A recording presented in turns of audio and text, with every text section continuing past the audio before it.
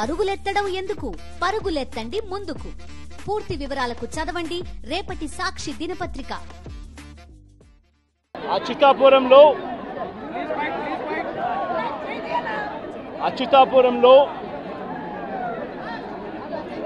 జరిగిన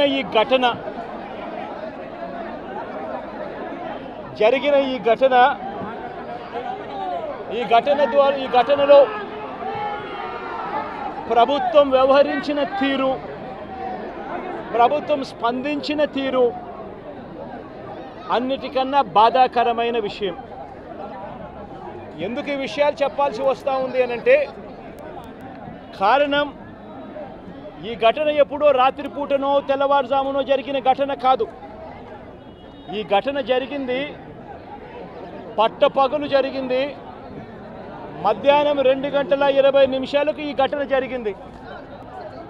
మధ్యాహ్నం 2:20 ఈ ఘటన జరిగింది. మరి మధ్యాహ్నం 2:20 ఈ ఘటన జరిగితే, 2 గంటల ప్రాంతంలో ఈ ఘటన జరిగితే, ఈ ఘటనకు సంబంధించి జరిగిన వివరాలను ఒక్కసారి గమనిస్తే,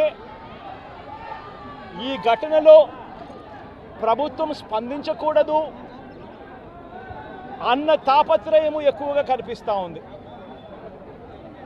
ప్రభుత్వం 17 మంది చనిపోతే, ఈ ప్రభుత్వం మొట్టమొదటగా సాయంత్రం 4 గంటలకు హోంమంత్రి వచ్చి ప్రెస్ మీట్ను అడ్రస్ చేస్తూ తాను మాట్లాడినప్పుడు కూడా సహాయానికి సంబంధించి పర్యవేక్షించడానికి తాను అనకాపల్లికి వెళ్తున్నాను అన్న మాటలు వాళ్ళ నోట్లో నుంచి రాలేదు. మరో గంట తర్వాత, అంటే సాయంత్రం 5 గంటల ఆ ప్రాంతంలో కార్మిక శాఖ మంత్రి ఎవరి పరిధిలోకి వస్తుందో, ఈ డైరెక్టర్ ఆఫ్ ఫ్యాక్టరీస్ అనేది ఎవరి పరిధిలోకి వస్తుందో, ఈ కార్మిక శాఖ మంత్రి కూడా ప్రెస్ మీట్ పెట్టి ఎంతమంది చనిపోయారో తెలియలేదు అన్నాడు. వివరాలు లేవు అని మాట్లాడతాడు. తాను కూడా హుటాహుటిన అక్కడికి వెళ్ళాలి అనే తాపత్రయం కూడా చూపించడు. ఘటన జరిగిన తర్వాత ఘటన స్థలానికి కలెక్టర్ ఎప్పుడు పోయాడు, అధికారులు ఎప్పుడు పోయారు, కమిషనర్ ఎప్పుడు పోయారు అన్నది ఒక్కసారి గమనిస్తే ఇంకా బాధ కలిగించే అంశాలు. అధికార పార్టీకి సంబంధించిన నాయకులు ఎప్పుడు పోయారు అని చూస్తే ఇంకా బాధ కలిగించే అంశాలు. కనీసం ఘటన జరిగితే కనీసం అంబులెన్స్ను కూడా కనీసం మొబిలైజ్ చేసి ఆ ప్రాంతానికి తీసుకుని రాని పరిస్థితి. బాధితులు ఎవరైతే ఉన్నారో వాళ్ళందరినీ కూడా కంపెనీకి సంబంధించిన బస్సుల్లో తీసుకొస్తా ఉన్నారు, హాస్పిటల్లోకి తీసుకొని పోయే పరిస్థితి. నేను ఒకసారి తేడా గమనించమని అడుగుతా ఉన్నా. ఇలాంటి ఘటనే ఒకసారి మా ప్రభుత్వ హయాంలో కూడా జరిగింది. ఎల్జీ పాలిమర్స్ అనే ఘటన జరిగింది. కోవిడ్ మహమ్మారి ఉన్న సమయం అది. మేలో జరిగింది. మే 2020 ప్రాంతంలో జరిగింది. ఒకవైపున కోవిడ్ మహమ్మారి ఉన్నప్పటికీ కూడా ప్రభుత్వం ఎలా పలికింది, ఎలా స్పందించింది అని ఒక్కసారి కంపారిజన్ చేయాలి. ఆ ఘటన తెల్లవారుజామున రాత్రి 3:40 తెల్లవారుజామున 3:40కి ఆ ఘటన జరిగితే, తెల్లవారుజామున 3:40కి ఆ ఘటన జరిగింది. పట్టపగలు కాదు. జరిగితే 5 గంటలకల్లా కలెక్టర్ స్పాట్లోకి వెళ్ళాడు, కమిషనర్ స్పాట్లోకి వెళ్ళాడు. అంబులెన్స్లు అప్పటికే ముమ్మరంగా మోహరించేసాయి.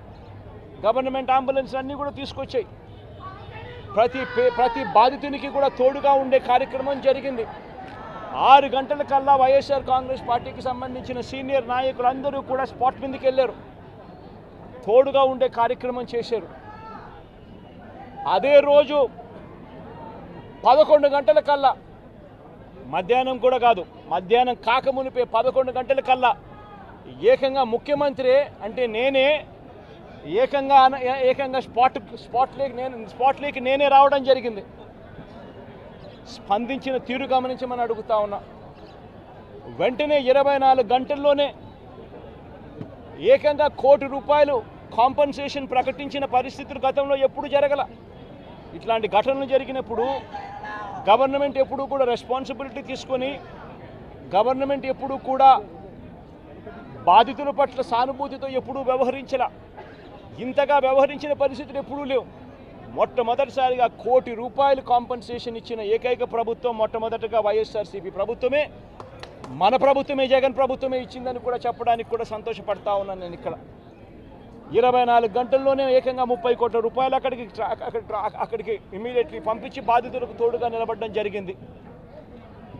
ఎవరైతే దెబ్బలు తగిలాయో, ఎవరైతే ఉన్నారో వాళ్ళని వెంటనే హాస్పిటల్లోకి చేర్పించడం, 3 రోజులు హాస్పిటల్లో ఉంటే ₹10 లక్షల మేర కాంపన్సేషన్ ఇవ్వడం, హాస్పిటల్లోకి జరిగిన మైనర్ ఇంజనీర్స్కి కూడా వెంటనే ₹3 లక్షలు ఇవ్వడం, హాస్పిటల్లోకి ఎవరు వచ్చినా కూడా చిన్న గాయాలతో వచ్చిన వాళ్ళకు కూడా ₹25,000 మేరకు వాళ్ళకు కూడా కాంపన్సేషన్ ఇచ్చి పంపించడం, ఏకంగా గ్రామాలకు కూడా 15,000 మంది 15,000 మంది నివాసం ఉంటా ఉన్న చుట్టుపక్కల ఉన్న 5 గ్రామాలకు సంబంధించి ప్రతి ఒక్కరికి కూడా మళ్ళీ ₹10,000 కూడా ఇచ్చి కూడా తోడుగా నిలబడిన పరిస్థితులు ఆ రోజుల్లో వైఎస్ఆర్ కాంగ్రెస్ పార్టీ ప్రభుత్వ హయాంలో జరిగాయి. నేను ఇక్కడ ఎందుకు చెప్తా ఉన్నాను అంటే, మనిషి ఒక ప్రభుత్వం అధికారంలో ఉన్నప్పుడు స్పందించే తీరు ఎలా ఉంటుంది అన్నది చాలా ఇంపార్టెంట్. ఈ ఘటనలు చంద్రబాబు నాయుడు గారు ఇక్కడికి వచ్చినప్పుడు ఆయన ప్రెస్ మీట్ చూసి ఆశ్చర్యపోయా. జగన్ హయాంలో జరిగాయి ఘటనలు అని చెప్పి చెప్తాడు కానీ, నేరాన్ని ఇక్కడ నుంచి డైవర్ట్ చేసే కార్యక్రమం చేస్తాడు కానీ, ఆశ్చర్యం ఏమిటంటే చంద్రబాబు నాయుడు ఇంతకుముందు 2014 నుంచి 19 ఆయన ముఖ్యమంత్రిగా ఉన్నప్పుడు ఆయన హయాంలో జరగలేదా? ఈ ఘటనలు ఇటువంటివన్నీ ఎవరి హయాంలో అయినా కూడా జరుగుతాయి. కానీ జరిగినప్పుడు ఒక ప్రభుత్వం ఎలా స్పందిస్తూ ఉంది అన్నది మోస్ట్ ఇంపార్టెంట్ ఆస్పెక్ట్. ఒక ప్రభుత్వం అన్నది స్పందించేటప్పుడు ఎంపతి చూపించాలి, అంటే సానుభూతి చూపించాలి ప్రజల పట్ల, బాధితుల పట్ల. రెండోది ప్రభుత్వం చేయాల్సింది ఏమిటి అని అంటే రెస్పాన్సిబిలిటీ తీసుకోవాలి. ఈ రెండు కూడా ఆ రోజు వైఎస్ఆర్ కాంగ్రెస్ పార్టీ ప్రభుత్వం చేసింది. ఈరోజు చీఫ్ సెక్రటరీగా ఉన్న నీరప్రసాద్ అనే వ్యక్తి ఎవరైతే చీఫ్ సెక్రటరీగా ఉన్నారో ఆయన ఆధ్వర్యంలోనే అప్పుడే ఒక హై లెవెల్ కమిటీ వేసి ఫ్యాక్టరీ సెక్యూరిటీని, పొల్యూషన్ కంట్రోల్ని, ఈ రెండింటినీ కూడా క్రోడీకరించి ఇటువంటి ఘటనలన్నీ కూడా పునరావృతం కాకుండా ఏ రకమైన రిఫార్మ్స్ తీసుకొని రావాలి అని చెప్పి ఆలోచన చేసి కమిటీ స్టడీ చేసి సిఫార్సు చేయమని చెప్పి కూడా ప్రభుత్వం కోరింది. నీరప్రసాద్ అనే ప్రస్తుత చీఫ్ సెక్రటరీ గారు అప్పట్లో కమిటీ హెడ్గా ఉండి తాను కూడా రిపోర్టు కూడా ఇచ్చాడు. ఆ రిపోర్ట్ ఆధారంగా ఆగస్టు 2020లోనే జీవో కూడా ఇష్యూ చేసి ఒక ప్రాపర్ ప్రోటోకాల్ను తీసుకొని రావడం జరిగింది. ఆ ప్రోటోకాల్ ఏమిటి అని అంటే, అన్ని రెగ్యులేషన్స్ డిఫరెంట్ సైలోస్లో కాకుండా అన్ని క్రోడీకరించి ఒక చోటుకు తీసుకొచ్చే కార్యక్రమం జరిగింది. ఫ్యాక్టరీ సేఫ్టీకి సంబంధించిన ప్రోటోకాలు, పొల్యూషన్ కంట్రోల్కి సంబంధించిన ప్రోటోకాలు అన్నిటినీ కూడా కలిపి ఒక ప్రోటోకాల్ తీసుకొని రావడం జరిగింది. ఆ ప్రోటోకాల్లో ముఖ్యమైనది ఏమిటి అని అంటే, మొట్టమొదటిసారిగా ప్రతి కంపెనీ కూడా వాళ్ళకి సంబంధించిన సెల్ఫ్ కంప్లయన్స్ రిపోర్ట్ అనేది ఒకటి ఇవ్వాలి అనేది దాంట్లో ముఖ్య ఉద్దేశం. ఒకవేళ సెల్ఫ్ కంప్లయన్స్ రిపోర్టు తయారు చేసే కార్యక్రమంలో ఆ కంపెనీకి నైపుణ్యత లేకపోతే థర్డ్ పార్టీ అక్రిడిటెడ్ ఏజెన్సీని కూడా గవర్నమెంటు అందుబాటులోకి తీసుకొచ్చింది. వీళ్ళ ద్వారా మ్యాండేటరీగా ప్రతి కంపెనీ సెల్ఫ్ కంప్లయన్స్ రిపోర్ట్ అనేది మ్యాండేటరీగా ఇవ్వాలి. ఇచ్చిన తర్వాత ఆ కంప్లయన్స్ రిపోర్టు నిజంగా ఉందా లేదా, నిజంగానే వాళ్ళు ఇవన్నీ ఉన్నాయా లేదా, ఇవి కాక ఇంకా ఫర్దర్గా వాళ్ళు ఏమైనా చేయాల్సినవి ఏమన్నా ఉన్నాయా లేదా అన్నది నిర్ధారించడానికి కోసం ఒక కమిటీ ఇన్స్పెక్షన్ కూడా చేయాలి. ఆ కమిటీలో కూడా అన్ని డిపార్ట్మెంట్స్కి సంబంధించి, అంటే pollution control department, boiler security department, రియాక్టర్స్కి సంబంధించి, ఎలక్ట్రిసిటీకి సంబంధించి, ఫైర్కి సంబంధించి అన్ని డిపార్ట్మెంట్లు క్రోడీకరించి వాళ్ళు ఇన్స్పెక్షన్ కూడా చేస్తారు. చేసిన తర్వాత వాళ్ళు కంపెనీ యాజమాన్యానికి ఫర్దర్గా ఇవి చేయాలి అని చెప్పి ఒకవేళ ఏదైనా ఉంటే అవి కూడా వాళ్ళు ఐడెంటిఫై చేసి కంపెనీ యాజమాన్యానికి వాళ్ళు టైం ఇస్తారు, కంప్లై చేయండి అని చెప్పి. అది 15 రోజులు టైం ఇస్తారు. అంటే కంప్లయన్స్ రిపోర్ట్ వచ్చిన తర్వాత మళ్ళీ వీళ్ళు 1 మంత్ లోపల వీళ్ళు ఇన్స్పెక్షన్ చేసిన రిపోర్ట్ వచ్చిన తర్వాత ఆ ఇన్స్పెక్షన్ రిపోర్ట్లో కంపెనీ ఫర్దర్గా ఏమైనా చేయాల్సి ఉంటే మళ్ళీ వాళ్ళకి 15 రోజులు టైం ఇస్తూ వీళ్ళు మళ్ళీ ఒక రిపోర్ట్ అనేది ఇస్తారు. ఆ రిపోర్టును ఆ 15 రోజుల లోపల వాళ్ళు చేసేట్టుగా జాయింట్ కలెక్టర్ ఆధ్వర్యంలో ఒక జాయింట్ కలెక్టర్కు ఆ రెస్పాన్సిబిలిటీ ఫిక్స్ చేసి జాయింట్ కలెక్టర్ ఆధ్వర్యంలో ఆ ఇన్స్పెక్షన్లో వాళ్ళు చెప్పినవన్నీ జరిగాయా లేదా అని మానిటర్ చేసే రెస్పాన్సిబిలిటీ ఆ జేసీకి ఇస్తుంది. ఈ ప్రోటోకాల్ ఈ సిస్టమ్ ఉంది.